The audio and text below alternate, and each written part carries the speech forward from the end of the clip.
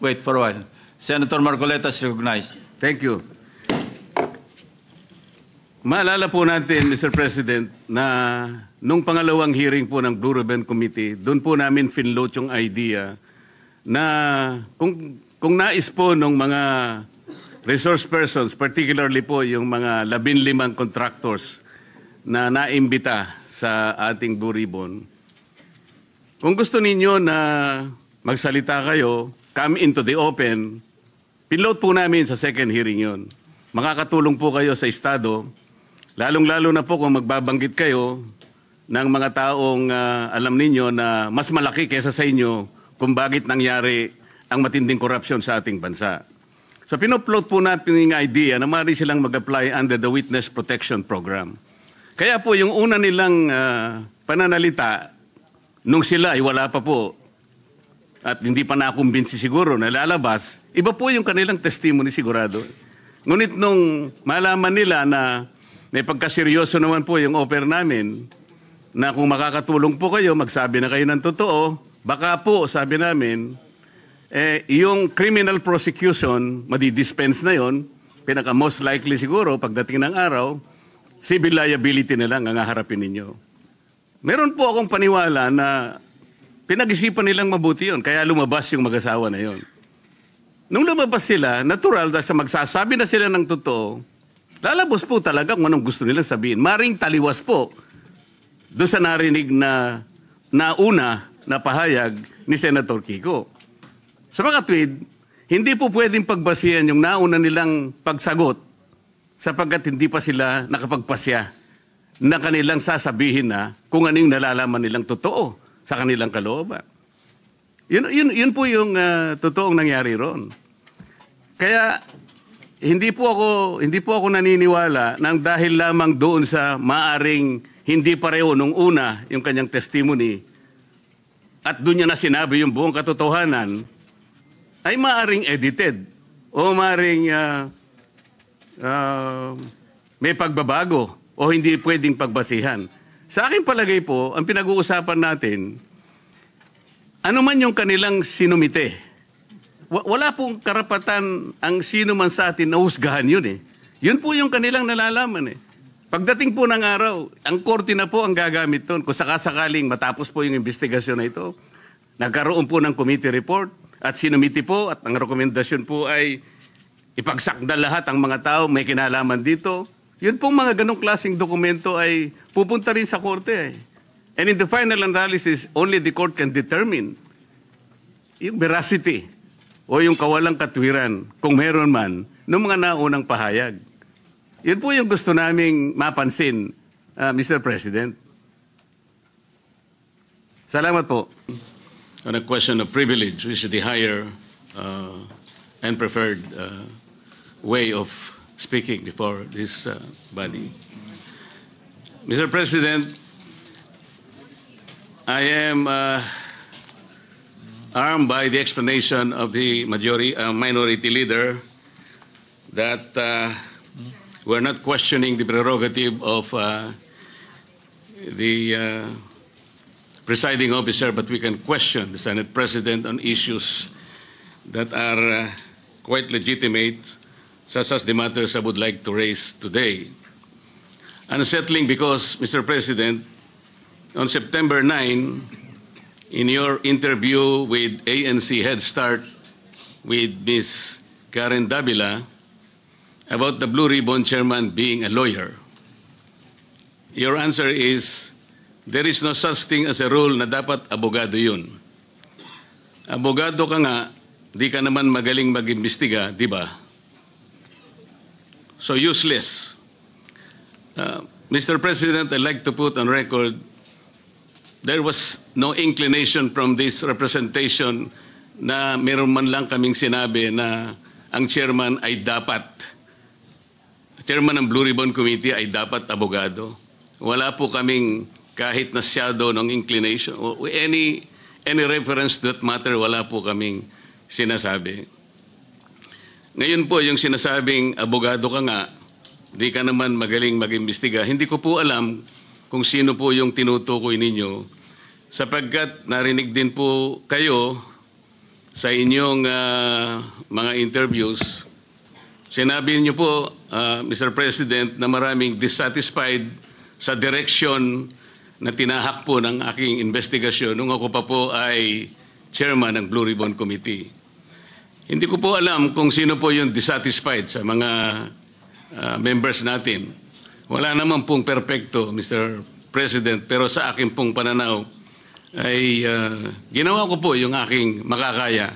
Kung meron man po akong pagkukulang, ay humihingi po ako ng tawad sa aking mga kasamahan sa Blue Ribbon Committee. Ngunit hindi ko po sinadya na ilihis sa direksyon ng tamang pag-iimbestiga ang ating Blue Ribbon Committee. Noong September 10 po, 2025, ang programa pong Sa Totoo Lang, sa 1PH, nandun po yata si Job Francisco, Chicky Berhel, Cheryl Cosim. Ang sabi po ninyo, with reference to the affidavit of the Discayas, may suspetsa kami na inedit yung affidavit. Mr. President, ito po ay indirect affront to the integrity of this representation. Yung lamang pong pagsuspetsahan niyo na inedit yung affidavit, paano kayo nagsuspetsa? Ano po ang ginamit ninyong batayan at pagsususpetsahan ninyo na maring inedit yung affidavit? Ako po bilang chairman ng Blue Ribbon Committee, nagpakaingat-ingat po ako nung sila po ay sa pamamagitan ng kanilang mga taga-lapit, ay minabuti ko pong hingin sa kanila.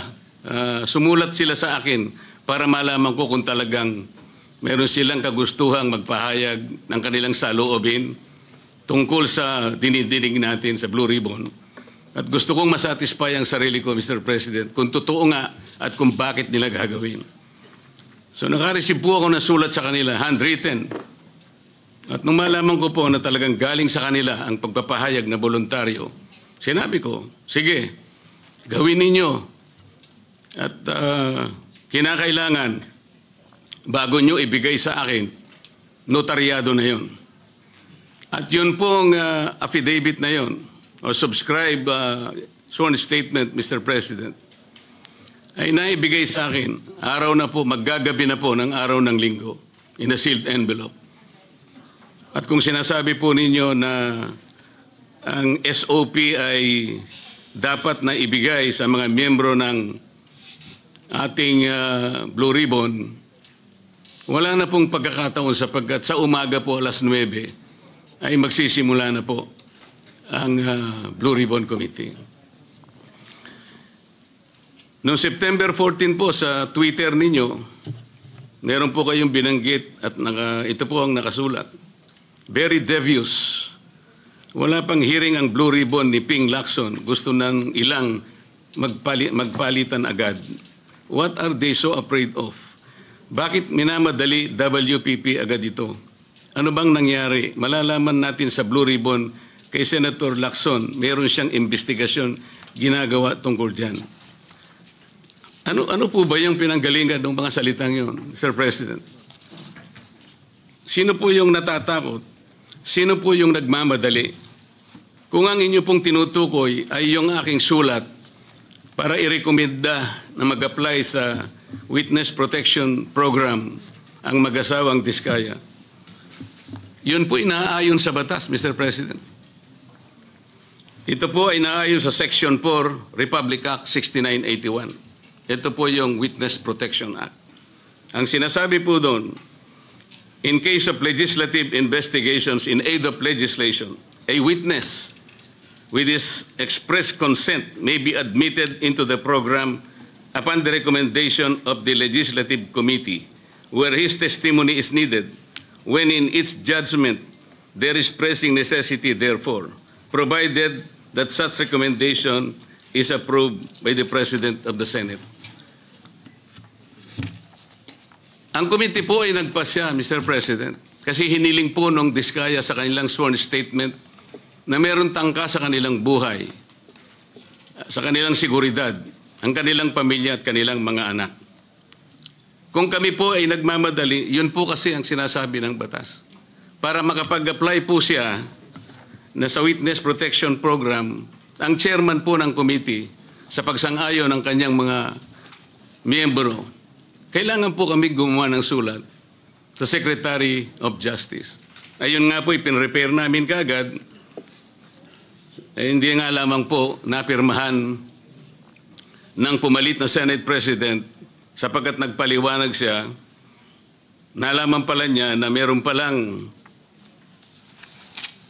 presscon ang ating Department of Justice Secretary na doon sinabi niya, hindi raw siya magbibigay ng witness protection sapagkat kinakailangan munang ibalik ng mga diskaya anumang pera ang kanilang nakuha sapagkat hindi kanila yon. Sa makatid, ang policy daw ng Department of Justice ay ibalik muna yung pera bago aksyonan ang kanyang aplikasyon sa Witness Protection Program. Mr. President, ako po'y nalulungkot. Maski sa aking press con kanina ay sinabi ko kung bakit ganun ang sinabi ng Secretary of Justice. Wala po sa tuntunin yun eh. Kung babasahin lamang po niya ang Section 3 at Section 10 ng Republic Act 6981, wala pong binabanggit doon na restitution, yung pagsusuli. Nag-uumpisa lang po sa pagsusuri, sa pag-iimbestiga ang komite. Meron na po bang halaga na dapat isuli? Na-determine na po ba yun? Meron na po bang ruling na kung ano yung, kung sino at gaano ang isosuli ng kung sino man ang may kasalanan? Meron na po bang ganun? Wala po eh. Prospective lang pong mag-a-apply eh. Nasa Sections 3 and 10, ang mga requisites kung ano-ano po yun. Mga 10 requisites po yun. Yung restitution, wala po ron eh.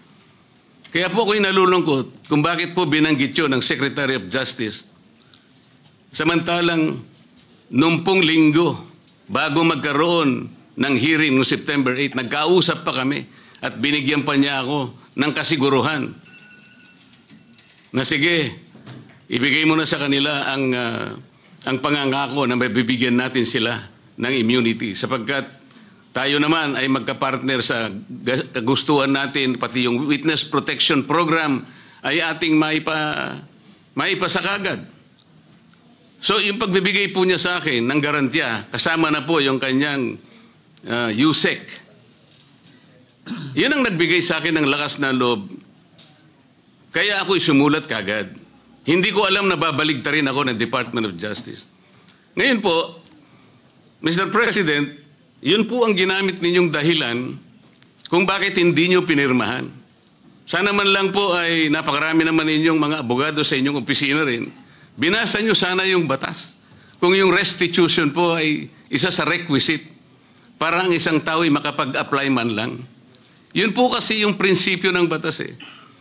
Bago siya gumawa ng isang marahas na kapasyahan, alam niyang mag-aalanganin ang buhay niya. Magsasabi siya, nung inaakala niyang maaaring makapaglagay sa panganib ng kanyang buhay, kailangan nga bigyan natin din siya ng protection. Yun po yung batas eh.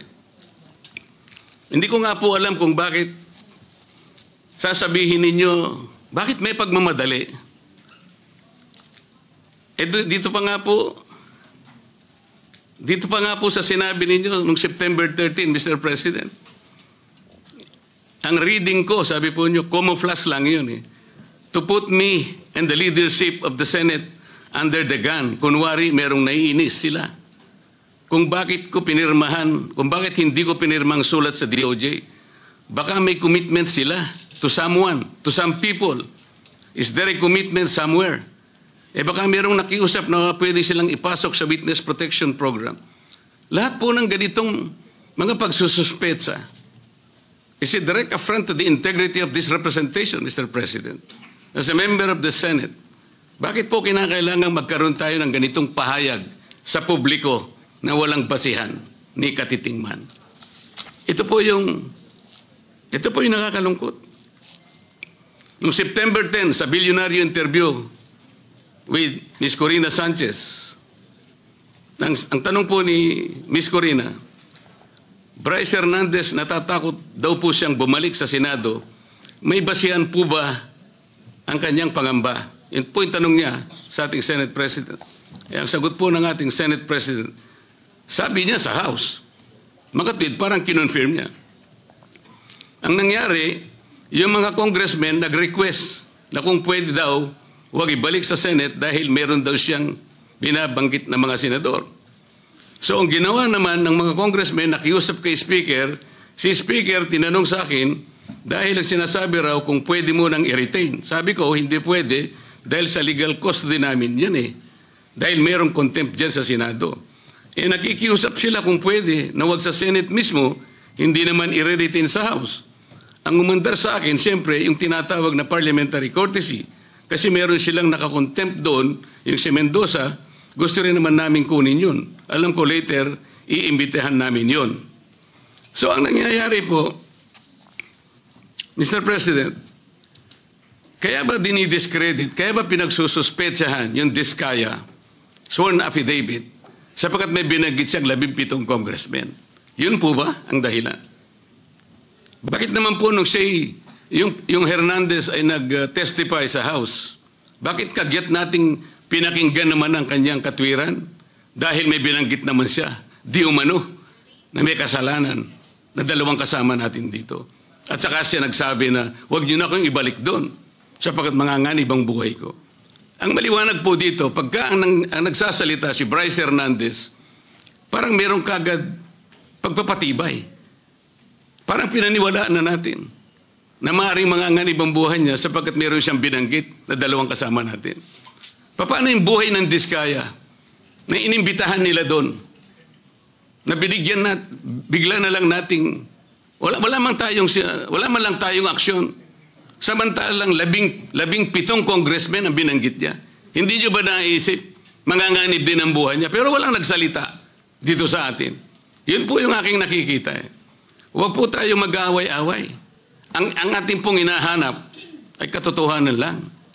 Pero kung ganito po ang gagawin natin, manggagaling po sa ating Senate President, magpapalipad po kayo ng salita na kami po ay wala namang kinalaman. Lalong-lalo na po ang representasyong ito. Kahit minsan wala po akong sinabihan na mas magaling po ako. Wala po akong sinabing gano'n. Ang sinabi ko lang, ang pagkakaiba po ng investigasyon ng Senate Blue Ribbon Committee is in aid of legislation. Kung ang direksyon ko pong yun ay mali para sa inyo, nasa sa inyo na po yun. Pero yun po ang nalalaman ko. Sa 3 pagdinig lamang po, nasabi ko na po kanina sa press con, sa 3 pagdinig pa lamang po namin, nakita ko na po ang pangangailangan ng halos 14 na legislative measures na dapat natin kagad na ipasa para sa ganon, maayos natin, ma-address natin kagad ang malalang problema ng corruption sa ating bansa. Maraming salamat po sa pagkakataon, Mr. President. Interject, and then of course it is the pleasure of the Senate President if he wants to answer again. The minority leader is recognized. Thank you, Mr. President. Unang-una, Mr. President, sa rule, verbal lehis. Kapag ka very clear, plain interpretation, clear po yun. You do not interpret. Ang sinabi po sa Rule 6, a witness in contempt may be ordered detained in such a place may be designated by the committee alone. Alone. Ibig sabihin po, yung committee lang. Ano yung with? Kasama. With concurrence of the Senate President. Hindi nakalagay or the Senate President. So you ask all the lawyers here, they will tell you, ang ibig sabihin nito, pwedeng kumuha ng concurrence or pwedeng hindi. Yun yung or. Hindi po to committee or the Senate President. That's why if you go to the last paragraph, the order may be lifted by the chairman with the concurrence of the Senate President. The Senate President cannot lift ang nakalagay doon with the concurrence. Hindi rin pwedeng yung committee. So na-violate po rules natin because it was not the committee alone. As I said, personally, I don't take it against the Senate President nung unang araw na pag-upo niya. Kasi unang-una po, kakapalit lang ng Senate President. Pangalawa, tumawag yung Speaker, nagkaroon ng debate. Having said that, it is very clear in the rules and in the Constitution, meron Supreme Court cases yan, that the plenary is supreme. Even the Senate President said, di ba, primus inter pares, he's just the first among equals. Equal tayo lahat. But of course, he represents the Senate.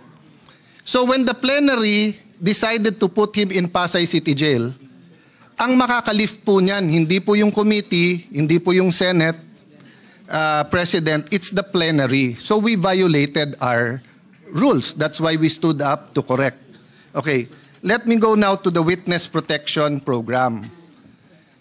Let me first mention, I love the humility of the Senate President in the sense na sinabi niyang opinion niya yon, and of course the Constitution guarantees him his opinion.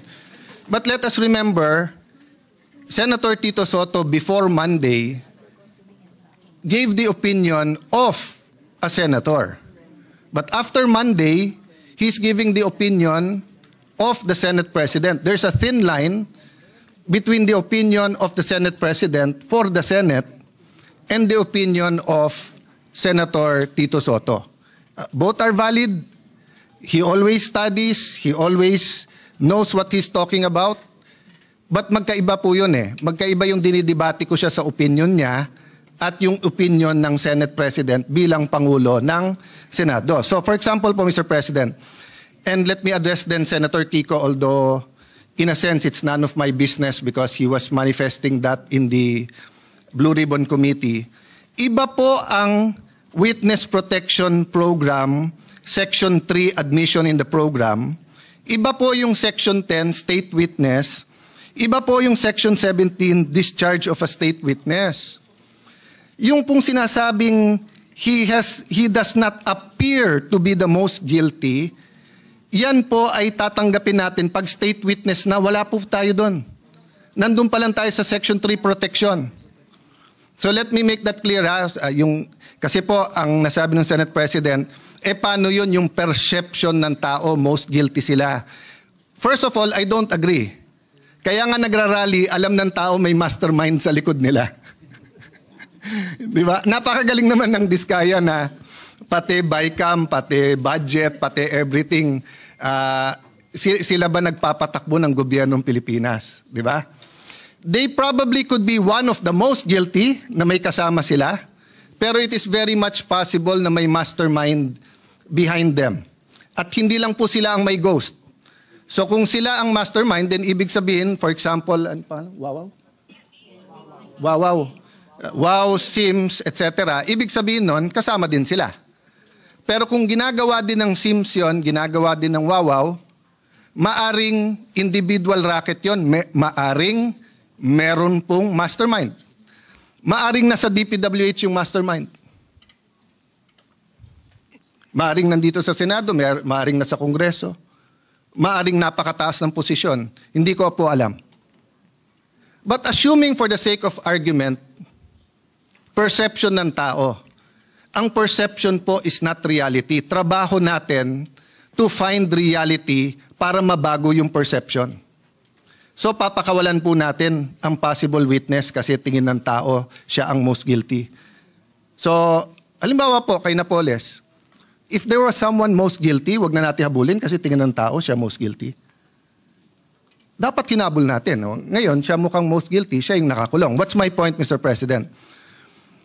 Bakit nag-react si Senator Marcoleta? If I may, Senator, I cannot speak for you, but you're my good friend. Mr. Senate President, siya lang naman ang mamadali kaya siya tinamaan.